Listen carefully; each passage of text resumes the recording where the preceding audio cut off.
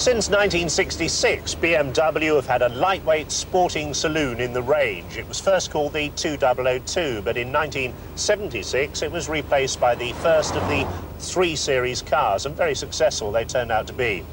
Now, during their lifetime, the 3 Series evolved into 2- and 4-door saloons, into estate cars and even cabriolets, but they were always based on that compact 2-door shape with not very much room in the back.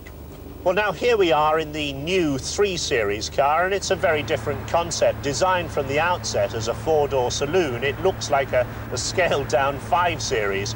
It's very slightly higher than the old car, it's slightly wider, but significantly it's 4.5 inches longer.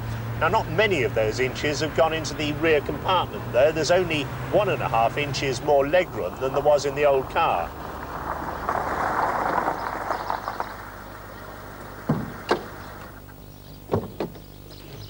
BMW designers have taken advantage of the longer overall length to put the wheels closer to the corners of the car, and that's a classic solution for giving yourself better handling and poise. Also gives them the opportunity to do something rather clever here under the bonnet. They move the engine as far back as they can in the compartment to give themselves better weight distribution. Now, even though this is the 4-cylinder engine, even the 6-cylinder unit only comes to about here, and that gives them a tremendous amount of space at the front here to play with for crushability.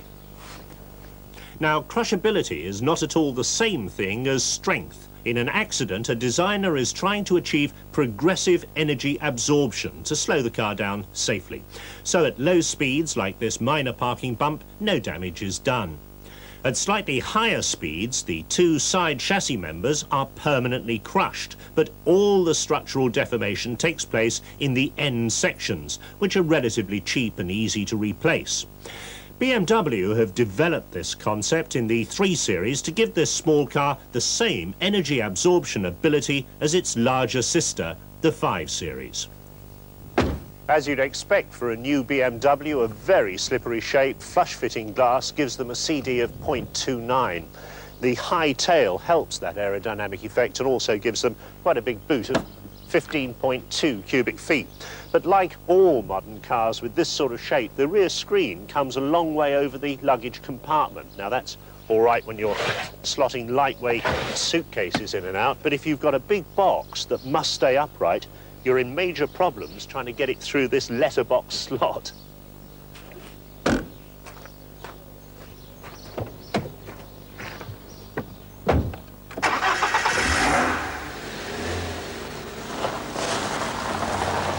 If the shape of the new car is different, then certainly the feel of it is very different as well.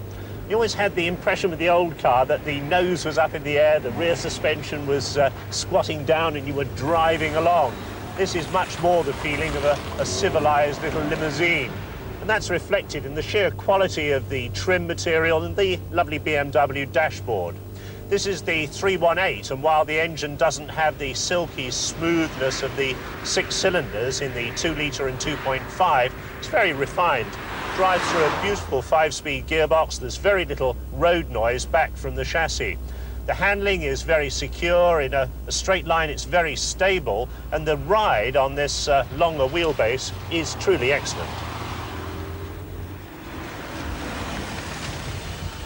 It's always difficult to fully explore a car's handling on the public road. Here at the Shennington kart track, there's no such problems. The point is that BMWs have always had a reputation for being somewhat tail-happy, especially in the wet. On a damp, tight kart circuit, we could find out in complete safety whether the new rear suspension, borrowed from the Z1 Coupe, had cured that problem. From our brief examination, it certainly seemed to have done.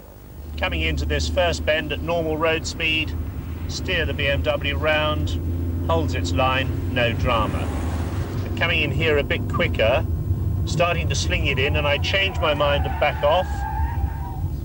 Car simply understeers and, again, absolutely predictable.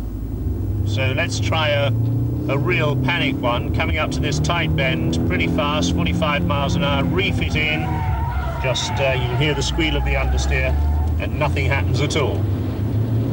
Of course, you shouldn't forget that even though it's just the 318, the BMW is still a powerful rear-wheel drive car, and if you really want to be silly and provoke it, it's possible to get it into fairly extreme attitudes, but as I say, you have to provoke it. You could argue that the lively rear axle and the ability to power slide the bigger engine versions was all part of the fun of the old 3 Series. That's not to say that this car, with its more sanitised handling, is boring. On the contrary, you can cover the ground very swiftly indeed in it. But you have to wonder if BMW, by making this car bigger, slightly heavier, and above all, between 10 and 15% more expensive, aren't in danger of losing the core 3 Series market that served them so well over the years. So in summary, the BMW 318i is a good-looking car. They've paid a lot of attention to safety in the way it's built, and the handling's a lot more secure. But it suffers still from rather stingy rear legroom. That boot's a bit awkward to load, and it's got a distinctly less sporting character. All 3 Series BMWs are fitted with catalytic converters as standard.